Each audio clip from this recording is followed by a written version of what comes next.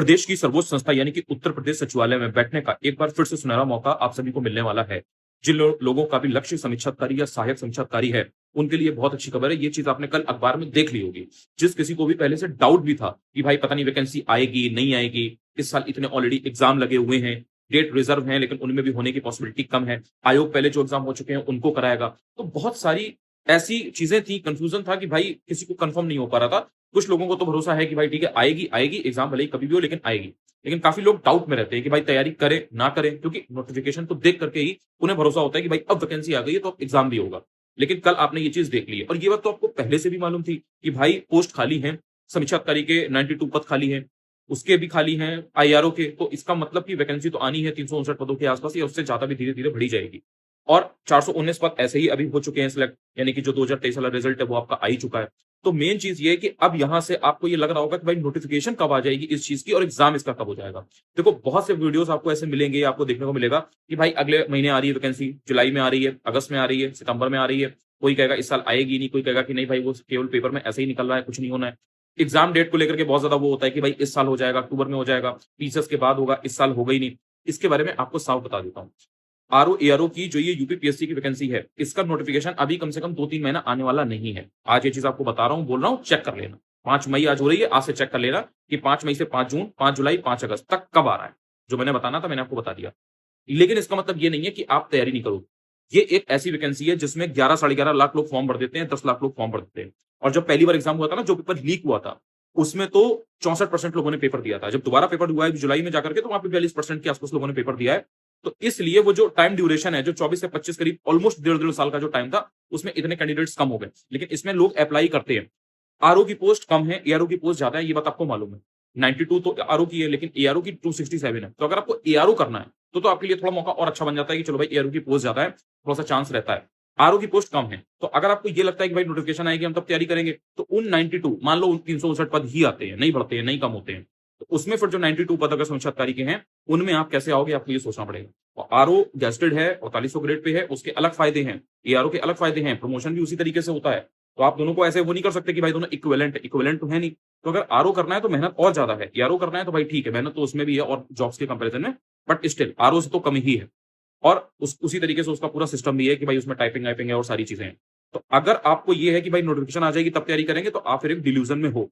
दूसरी चीज़ ये है कि मैं आपको ये चीज़ साफ इसलिए बता रहा हूँ कि अभी 2-3 महीने नोटिफ़िकेशन नहीं आएगी, कि आपके दिमाग में क्लियर आइडिया रहे। अगर आपको ये लग रहा है भाई अगले महीने नोटिफ़िकेशन आ रही है, बस 2 महीने बाद नोटिफ़िकेशन आ रही है, एग्ज़ाम 3 महीने में हो रहा है, तो आप कई बार ना ढंग से पढ़ते ही नहीं हो। अगर आपको ये क्लियर पता रहेगा कि भाई अभी 2-3 महीने नोटिफ़िकेशन नहीं आ रही है और मान लो चलो 1% नोटिफ़िकेशन आ भी गई तीसरे महीने में, अब अभी से लेकर के, तो एग्ज़ाम आपका उसके कम से कम 2 महीने बाद होगा, उसके पहले तो नहीं होगा। 1 महीना तो कम से कम फॉर्म ही भराया जाएगा, 1 महीने का टाइम और लगेगा, तो कम से कम 2 महीने बाद मिनिमम होगा। तो कोई मतलब बड़ी बात नहीं है, कोई शॉकिंग बात नहीं है कि अगर पेपर आपको इस साल देखने को ना भी मिले। लेकिन ये बताने का मतलब ये नहीं है कि आप हाथ पे हाथ धर के बैठे रहो और आप पढ़ाई ना करो। मेरा कोई ऐसा तो इंटेंशन है नहीं कि मैं आपको गलत बात बताऊँ और उससे अपना फ़ायदा लपेट लूँ। तो इसलिए मैं आपको चीज़ बता रहा हूँ। ये चीज़ इसलिए बता रहा हूँ कि अगर आपको ये पता रहेगा कि भाई अभी इधर 3 महीने 4 महीने में कुछ नहीं होने जा रहा है, तो पढ़ाई ढंग से कर सकते हो। बहुत से लोग ऐसे हैं जो सिर्फ़ जल्दी-जल्दी में चीज़ें नहीं पढ़ते हैं। उनको पता है भाई अगले महीने एग्ज़ाम है, उन्होंने कहीं वीडियो देख लिया है। मैं पूछता हूँ भाई कैसे क्यों इतना क्यों हड़बड़ा रहे हो? क्यों इतनी घबराहट हो रही है? क्यों इतना एंग्ज़ायटी में हो? इतना स्ट्रेस क्यों है? थोड़ा काम डाउन। उनका होता है सर 2 महीने बाद एग्ज़ाम है, सर नोटिफ़िकेशन आ रही है। हमने कहा कहाँ से? कह रहे सर हमने वीडियो देखा था उसमें बोल रहे थे सर अभी 20 दिन बाद सर नोटिफ़िकेशन आ रही है, सर उसका 2 महीने बाद एग्ज़ाम होगा सर। सर हमको सचिवालय में जाना है सर, सर हमको किसी तरीके से कुछ बताइए। अरे मेरे भाई नहीं हो रहा 2 महीने बाद एग्ज़ाम, नहीं हो रहा, ये बात आप भी जान रहे हो। नहीं जान रहे हो तो आप जान लो। तो इसलिए ढंग से पढ़ो। एक बार ढंग से पढ़ लोगे तो आपको वो तैयारी पूरा काम देगी। पीसेस में भी काम देगी, आरओ-एआरओ में भी काम देगी। तो अपना ऐसा प्लान बनाओ, अपने हिसाब से भी थोड़ा देखो मैं तो बता ही रहा हूँ, मैं तो समझा ही रहा हूँ, कहीं और से भी हो सकता है आपने देख लिया हो, समझ लिया हो, लेकिन अपना प्लान बनाओ। आपकी जो कमियाँ है उस पर काम करो। अगर आपने हिस्ट्री नहीं पढ़ी है तो उसको पढ़ लो भाई। ये मत टेंशन में रहो, स्ट्रेस में रहो कि भाई अगले महीने एग्ज़ाम होने वाला है तो हम बस ऐसे ही ऊपर-ऊपर से पढ़ लें और बस निकल लें। नहीं, ये मौका बहुत अच्छा है और जिनको पता है, जो समझदार हैं, जिनका दिमाग ऑलरेडी खुला हुआ है, वो समझ रहे हैं ये चीज़ कि अरे अभी 3 महीने में कुछ नहीं होने जा रहा। लेकिन इन 3 महीनों में अपने को स्ट्रॉन्ग कर लूँगा, अपने को इतना मजबूत बना लूँगी, तैयारी जीएस की इतनी तगड़ी कर लूँगी कि जब भी पेपर होगा तो मेरा ज़रूर निकलेगा, मैं ज़रूर कर पाऊँगा। ये क्लैरिटी बहुत ज़रूरी है मेरे भाई। कोई तुम्हें नहीं बताएगा, तुम जाके सर्च कर लो, जाओ, जाओ सर्च करो। मैं इतना ओपन चैलेंज दे रहा हूँ, जाओ सर्च करो। तुम्हें ये चीज़ अगर कोई बता रहा हो तो तुम जाके चेक कर लो और आके मुझे कमेंट में लिख देना कि सर जो आपने बात बताई है, ये किसी और ने भी बताई थी, सर आप कॉपी पेस्ट कंटेंट चिपका रहे हो, जाओ, पता कर लो। मैं तुम्हें हकीकत समझा रहा हूँ, तुम्हें अगर समझनी है, तुम्हारे भले के लिए है भाई, तो देख लो, नहीं समझनी है तो भाई हज़ारों वीडियोज़ है भाई, आरओ-आरओ पे तुम देखो हज़ारों वीडियोज़ हैं और अभी हज़ारों और बनेंगे। लेकिन मेरा काम तुम्हें सही बात समझाना है, तुम्हारा लाइफ़ है, तुम्हारा एग्ज़ाम है, तुम्हें अगर बनना है आरओ-आरओ तो तुम्हें समझना पड़ेगा कि भाई तुम्हारे लिए क्या सही है, क्या गलत है। हर चीज जो दिख रही है उस पर भरोसा भी नहीं कर सकते तुम। फ्री टारगेट चल रहे हैं, मैं नहीं कह रहा तुमसे पेड ज्वाइन करो, तुम फ्री टारगेट चल रहे हैं उनको फॉलो करो। अगर तुम्हें फायदा होता है तो तुम्हें लगता है नहीं कोई XYZ कोचिंग है वहां पे मुझे ज्वाइन करने से फायदा होता है, भाई वहां ज्वाइन करो। तुम्हें लग रहा है तुमने किसी टॉपर का वीडियो देखा, तुम्हें लग रहा है यार इन्होंने जो चीज बताई है वो फायदा कर रही है, वो करके देख लो। तुम्हें लग रहा है यार टॉपर्स ने किसी का इंटरव्यू, मतलब टॉपर ने किसी कोचिंग के 4 कोचिंग उसने ज्वाइन की थी, कोई टॉपर है मान लो उसने 5 कोचिंग ज्वाइन की थी, अब उसने पांचों का नाम लिया, आपको लग रहा है ये 5 कोचिंग ज्वाइन करने सिलेक्शन होगा, भाई ज्वाइन कर लो। मेरा क्या जा रहा है भाई, मेरे से 1 रुपया ले नहीं रहे हो, मेरे से ना तुम खाना ले रहे हो, ज्वाइन कर लो, मुझे क्या दिक्कत है। शुरू कर दो लेकिन पढ़ाई। और अगर कहीं कुछ ज्वाइन नहीं करना है, सेल्फ स्टडी बेस्ट है भाई। अगर आपके पास उतना दिमाग है, उतना IQ है, उतना आपको चीजों को समझने की क्षमता है, करो भाई करो, कोई दिक्कत नहीं है, कहीं ज्वाइन करने की जरूरत नहीं है। लेकिन अगर आपको लगता है कि नहीं भाई आप डायरेक्शन लेस हो, आप बार बार पेपर तो दे रहे हो लेकिन नहीं निकल पा रहा है, कभी 1 नंबर, कभी 2 नंबर, कभी 3 नंबर, कभी प्री हो गया तो मेंस रुक गया, कभी प्री आपने किया तो उसमें आपकी तैयारी बहुत अच्छी थी लेकिन एग्जाम के 4 दिन पहले जाके गड़बड़ कराए, इस तरीके की अगर चीजें हो रही है तो you need guidance, you need direction. और उसके लिए फिर आपको आपके हिसाब से जो लगे, देखो खुद हर चमकती हुई चीज सोना नहीं होती है, इसको कब समझोगे, बचपन में देखा था ये चीज आपने, लेकिन वही आपको समझ में आता है। समझो, देखो, परखो कि भाई कौन सी चीज ऐसी है जो एक्चुअल में मुझे मेरे एग्जाम में फाइनल सिलेक्शन दिलवा सकती है, मुझे उसके करीब ले जा सकती है, मुझे वो डायरेक्शन दे सकती है। अगर 1-2 साल से 3 साल से पेपर दे रहे हो तो भाई कोई किताब नहीं है क्या तुम्हारे पास, कोई PDF नहीं है तुम्हारे पास, मतलब दिल से पूछना, मुझे गाली देना है दे लेना, मैं खुद कहता हूं तुम गाली दो मुझे, लेकिन ये सवाल जब जरूर अपने से एक बार पूछ लेना भाई और बहन, कि तुम अगर 2 साल से तैयारी कर रहे हो, 3 साल से तैयारी कर रहे हो या उससे ज्यादा सेमेस्टर तैयारी कर रहे हो, क्या तुम्हारे पास बेसिक मटेरियल नहीं है? क्यों तुम्हें चाहिए PDF, क्यों तुम्हें इकट्ठे करने हैं मटेरियल, क्यों तुम्हें 50 किताबें खरीदनी है? एक किताब को 4 बार भी तुमने पढ़ा है कभी ढंग से? एक किताब को 3 बार भी ढंग से रिवाइज किया है? नहीं। और अगर ऐसा नहीं किया है तो क्यों नए-नए मटेरियल, नई-नई चीजों के पीछे भाग रहे हो? क्यों? क्या मिल जाएगा उससे? सिर्फ छलावा है ये और कुछ नहीं है। अगर एक किताब को 2 बार 3 बार पढ़ के रख लिया और उसमें जो चीजें हैं उनको आत्मसात कर लिया है, इम्बाइब कर चुके हो, उसके बाद तुम चाहे 50 चीजें लो। अगर कर सकते हो तो भाई लो, मेरा क्या जा रहा है भाई, मेरे से तुम 1 रुपया नहीं ले रहे, मेरे से तुम खाना नहीं मांग रहे, मेरे से तुम नहीं कह रहे सर मुझे अपने पास रुका लो, रहला लो, रख लो, राइट? मेरा क्या जा रहा है भाई?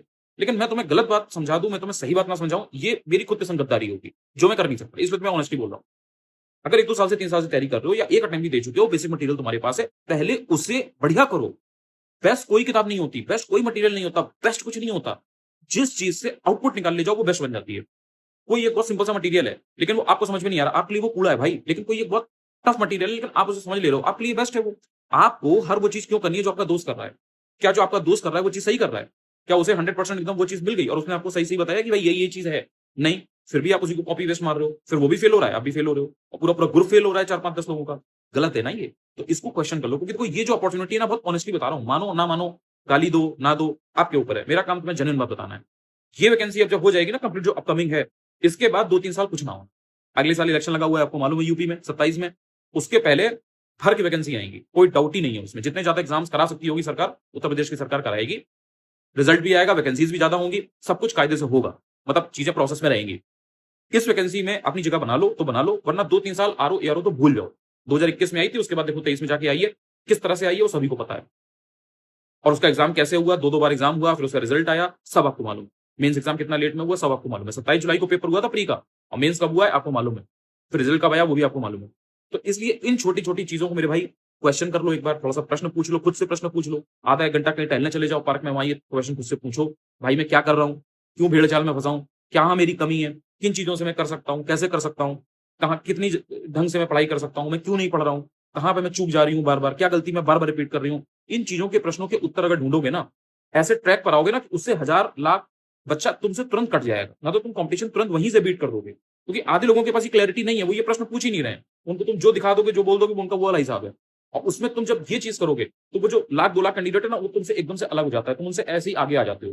फिर तुम्हें बार-बार कॉन्फिडेंस की जरूरत नहीं पड़ेगी, डिसिप्लिन की जरूरत नहीं पड़ेगी। तुम्हें पता रहेगा, अरे भाई करना है, ये तो हार्ड वर्क है, तो मेरे को करना ही करना है। तो ये कुछ ऐसी चीजें, इसको इग्नोर नहीं कर सकते, और अभी टाइम है।